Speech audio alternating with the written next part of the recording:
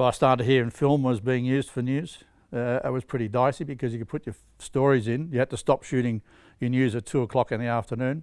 It'd go into the processor, and it was a real lucky. You reckon you're lucky if you win lotto. It was lucky if we got the film out. It was old technology. You put it all in and you just fingers crossed. And many a time, probably once a fortnight, it wouldn't come out. We'd have no vision for our bulletin. Luckily, it was only a 15-minute bulletin.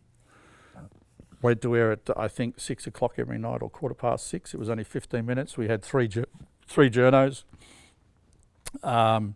We went to half an hour somewhere around about 1986 when we started to do with the sports report as well. And then we went to 2 presenters. The sports report was only 1 or 2 nights a week. Then it became nightly, and it was pre-recorded.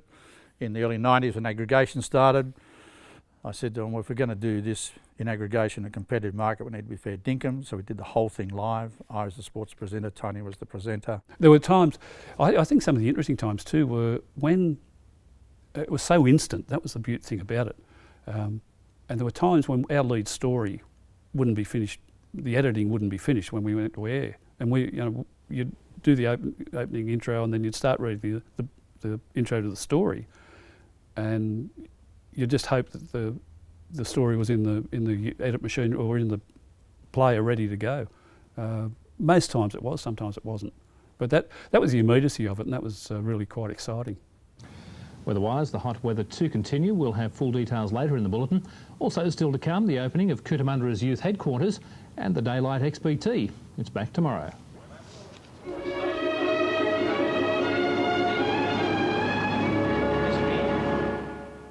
The RVN2 newsroom in 1986 was the first country newsroom in Australia and the second in Australia of all broadcast stations to use a computer system to produce our news. We tossed out the typewriters. I asked Norm Brown, the boss, for a new typewriter. He gave us a computer system.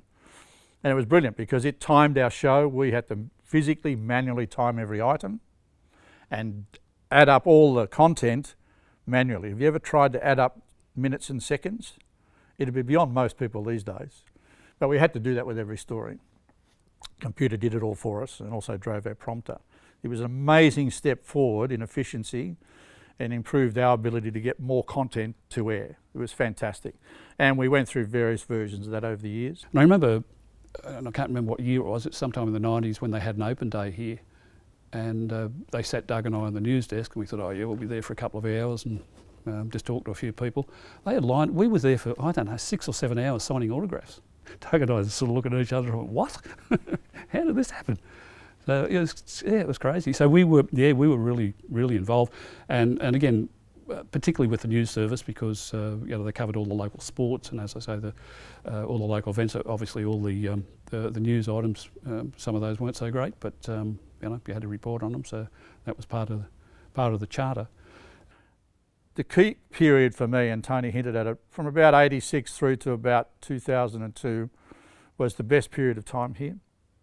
It was when the place was a real TV station.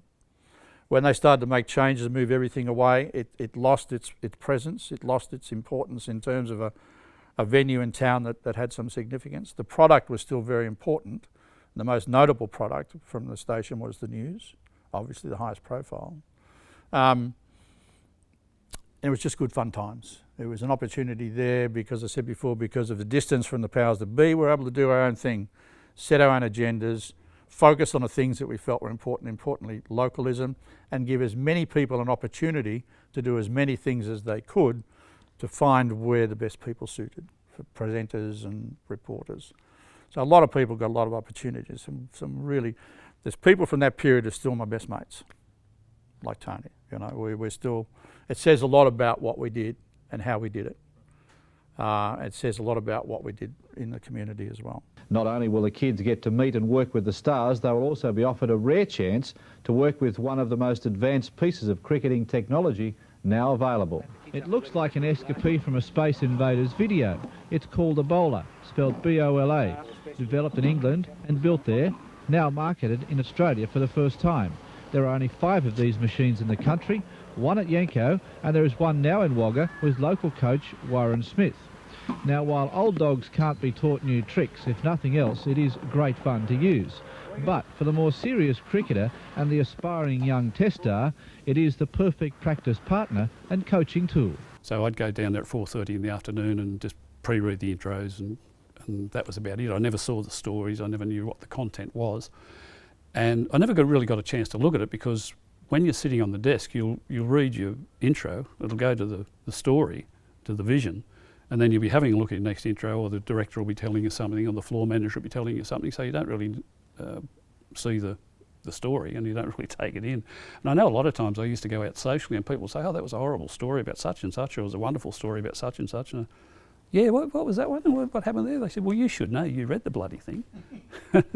So it was a little bit embarrassing at times, but that's just how it was. It was, again, you just got to get a concept of what goes on, because you're really quite busy in those breaks doing things.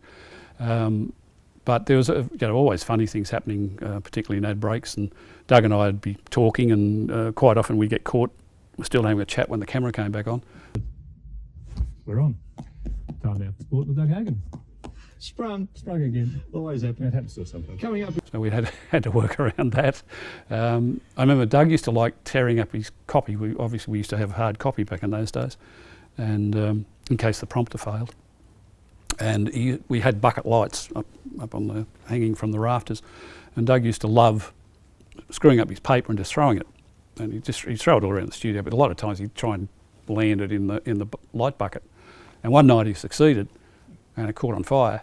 So we had smoke coming through the studio, and everybody running around trying to put this fire out. We had birds in the studio. I remember we had sparrows flying around one night when we were trying to read the news, just ducking the sparrows.